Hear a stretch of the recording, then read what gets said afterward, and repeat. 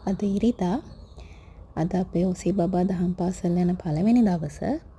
ඉතින් තාම එයාට අවුරුදු 4යි. ඒත් එයාට යන්න ආසයි කියපු නිසා එක්ක යනවා. දහම් පාසලේ ටීචර්ත් කිව්වා එයා ආසයි නම් එක්ක එන්න කියලා. එයාව දැනට ග්‍රේඩ් 1 එකට දාලා තියෙනවා. මේ අපේ පන්සල.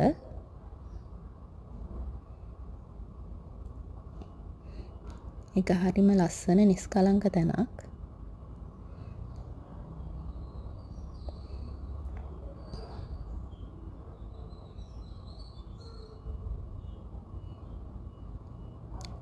ඔසී බබා හරිම ආසයි අයියා එක්ක දහම් පාසල් යන්න. ඒ නිසායි දැම්මේ.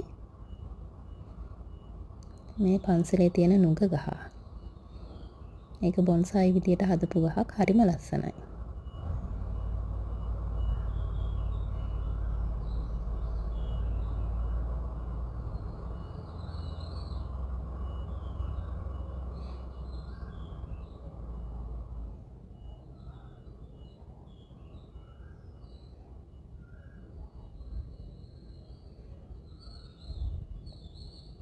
එයා තමයි දහම් පාසලේ ඉන්න පොඩිම බබා තාම.